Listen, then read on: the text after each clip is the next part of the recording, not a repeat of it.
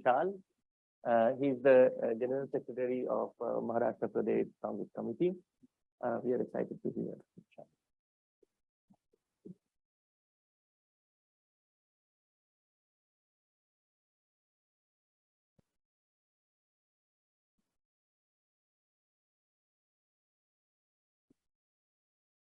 Usually they say the best for the last. I don't know why I'm last.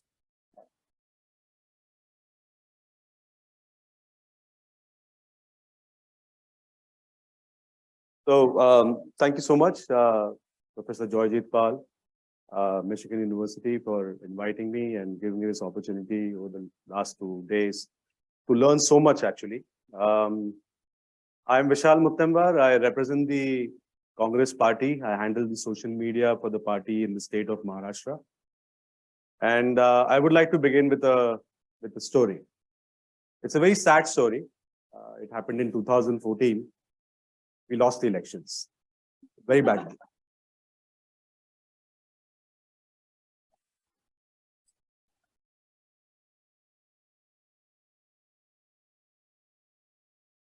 So there were many factors why we lost. One of them I cannot mention. The other is one of the reasons why we lost was also because we were completely caught off guard on the social media. We had minimum presence. We didn't have a team. Whatever team we had, they didn't have a clue. And what was coming from the other side was, a train on high speed, and we were just blown away. Ever since then, we've been trying to rebuild, reconnect, and put up a team, especially on the social media, and have a structure, an organized structure, by which we can face the onslaught that we continue to face from 2014 till now. So I would say from 2014 till now, what has changed is that we are better organized as a political party as far as social media is concerned. Our party has taken a lot of steps in ensuring that there is at least an organization now. There is a team that works continuously. It responds to whatever is being talked about on a daily basis, hourly basis. So at least we have that in place now. So I just want to quickly take you guys through what we do. Sorry. So yeah, so I won't bore you much, but we have an organization structure in place. We have the president in Delhi. I work as the president in Maharashtra.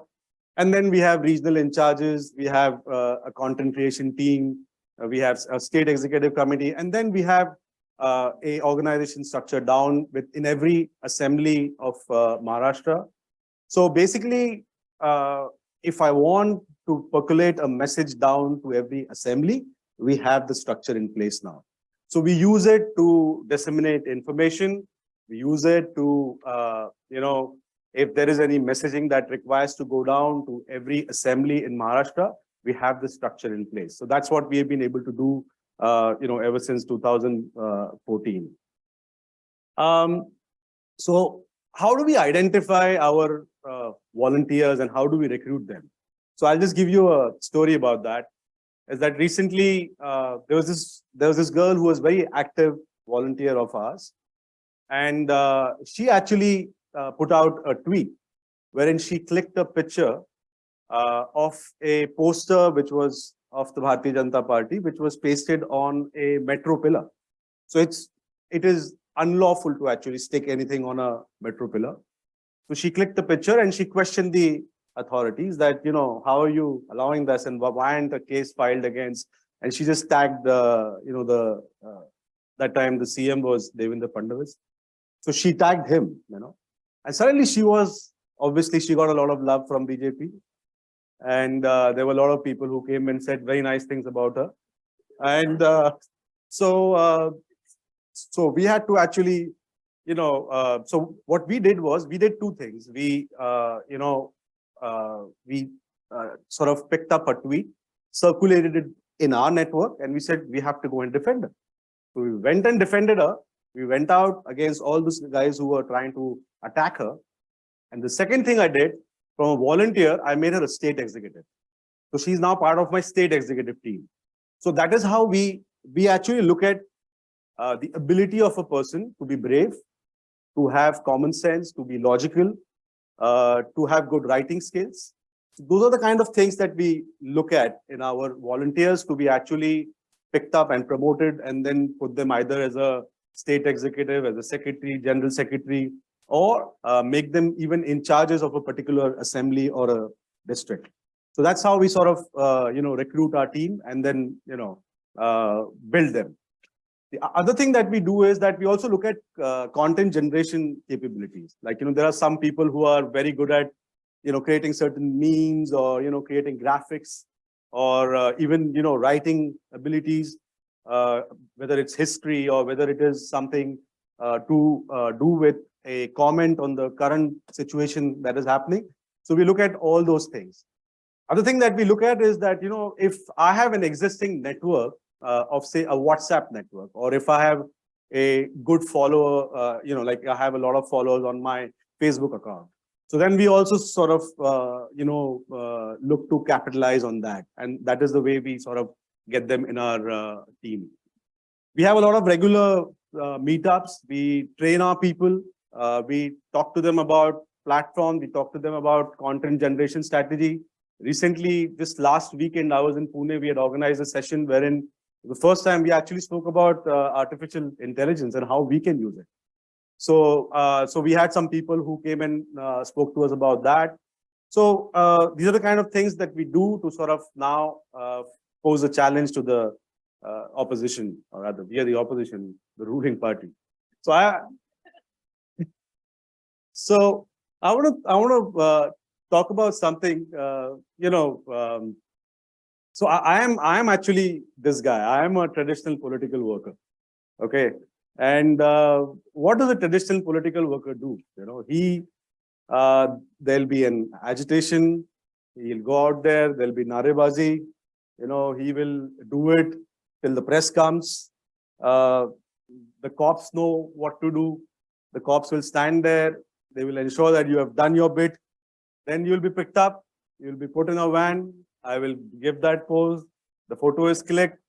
I'm happy because then I'll also ensure that my guy who's the press photographer, he has clicked my picture. I will ensure that it is published the next day, and then I'll make a cutting of it and put it in my file, because that's my capital. Because then I'll use it when I go to my party and say, look, this is what I've done all these years. I've been agitating. I've been I've been a party guy. So give me a nomination, right? So that's a traditional political worker. That's his cycle. That's his commitment. Now I want to compare, and I want to talk about a traditional political worker versus a social media warrior, as I would call him.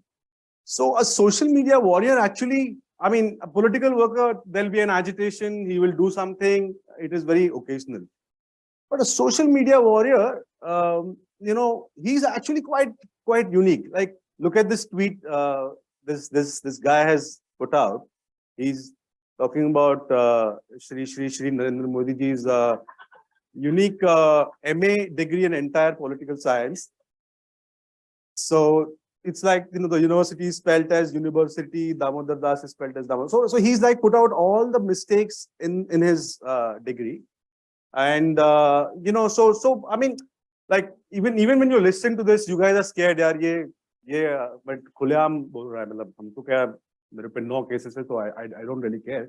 But, I mean, I'm saying a guy who has actually done this, he has to be a courageous guy, right? I mean, he's putting out he's sort of attacking the Prime Minister of India, and then in the current environment, because everyone knows it's not best for free speech. So, I mean, he's done that. Now, my point is, who's this guy? Like, generally, a political worker, he has this outgoing personality. He'll be vocal. He'll be good with interpersonal skills. He'll be good at, motivating people. He could be a good speaker. But who's the guy? I mean, who's this guy who has put out the tweet? The guy who has put out this tweet is this guy. He's a typical social media warrior. You know, it is very, very classic. And I'm saying like most of the guys who I deal with, you know, in my team are actually people who are very courageous, and social media has actually empowered them. They may not be good, say, talking in public, or they may not be good at, say, motivating others, but social media has actually empowered them. It's like a platform to display their courage. They've almost got like a, you know, it's like to feel important that I have some purpose in life, that I have, you know, a cause to fight for. And in real life, he may not have that kind of, you know, opportunity to, he might be very, very unassuming. If you see him in public, you will not notice him. But when he goes online, he's all there and he's like, he's willing to fight it out. So that is a typical social media warrior that we have. But and it's not easy being a social media warrior because you have to be at it all the time. It's a daily job, and you obviously face harassment by trolls. I mean, about 25 of my team members are facing, you know, what do you call? They have cases on them, and of course, their family members are also targeted. Despite all that, I think you know, this guy still stands every day. He's there. A lot of people actually drop out too. I mean, I must say, a lot of people do get scared. I mean, my volunteer network is say 5,000 people, but some of them, you know, just drop out, and suddenly they will decide, okay, I want to be active again, because ours is a volunteer-driven network. It's we don't pay anyone. Everybody does this on their own. The next thing I want to talk about is content. So the thing is that our primary job is to create content and to disseminate content. So we, you know, we have an agency. Also, we have our own team members who create content on a daily basis. We gather intel, we get inputs from our office bearers from the ground, and we use that to create content, and then that is disseminated. All this is good, but I want to talk about the challenges that we are facing, you know, as a political party, as an organization. What are we facing right now? I mean, we are facing a political party that is out to, which is actually given an ara, and I was, yeah, 2 minutes, okay. I'll mention 2 minutes. They've actually given an ara saying, we want a Congress Mukt Bharat. Essentially, what they're saying that we want a country where there is no opposition. And the way they are trying to achieve that is that they use a narrative management mechanism. Abhinandan has spoken about it. All the mainstream media is controlled either directly or indirectly by them. They have troll armies. They have agencies that work in a call center kind of a setup, and they target anybody in the opposition. And the simple formula that they use is divide and distract. Joyojit had done a study when Corona, the first wave of Corona had hit. And suddenly, to distract everybody's attention, first they used the Corona Jihad. So members of a particular community were targeted. Then there was a Sushant Singh Rajput case, again to distract people. So every time the BJP is under attack, they will distract you. That is their simple funda. They will divide you and they will distract you. And that is what they have been using. The problem is that they have been, you know, they have been normalizing a lot of things in our country. What are they normalizing? They are actually normalizing this. Sorry. So they're actually normalizing misuse of institutions in our country. Now look at this picture here. There's an ex-minister who was in our Congress party. He says that I'm getting sound sleep because there are no inquiries against me now. The misuse of agencies like CBI, ED, so blatantly done to either scare you or to say that you have to shut up, join a party, or you shut up. They're doing it to, you know, they are rigging electoral mandates. I mean, what happened in states like Maharashtra, Goa, Karnataka, unheard figures of 50 crores are being paid to MLAs to actually switch sides. And then so much for na khaunga, na khane dunga. So, I mean, these are the kind of challenges that we are facing. And the third is that you are subverting parliamentary procedures in our country. Subverting. I mean, you accuse Rahul Gandhi of saying something on on soil. You accuse him in the parliament and don't allow him to speak in the parliament again. He goes and says it thrice that, okay, let me defend myself. But he was not allowed. And what happened after that, everybody knows. So there is also an ecosystem. We heard it. There is an ecosystem, online, offline, which is spreading hatred towards the minorities in this country. And then, of course, how we have normalized favoring one particular industrial house in our country that everybody is seeing. So finally, to wrap up, I'll just say one thing. Vikas Divya Kirtiji, who was here yesterday, he said something very nice, which I like, that somebody's quote that, the societies that progress and prosper are the ones who allow public discourse, So coming back to social media, the only hope that we have is that now that, and there are certain, rays of hope in people like Abhinandan, is that unless we allow this public discourse, unless we allow voices, different voices in our country, the Muknayaks, if we don't allow them to express themselves freely, without fear, we are moving towards a society, okay, which will be only controlled by one idea. So really, it is about imposing the ideology, one idea versus the voices and the thinking of crores of people who are living in our country. So, of course, there is going to be a binary. There are going to be different views. There are going to be different ideologies. And it is also a challenge for us, and we have to accept this challenge as a political party. It's not, we cannot just say that, oh, they are doing this and we will not do anything. Yes, it is a challenge for us. We accept it, that we have to also become better.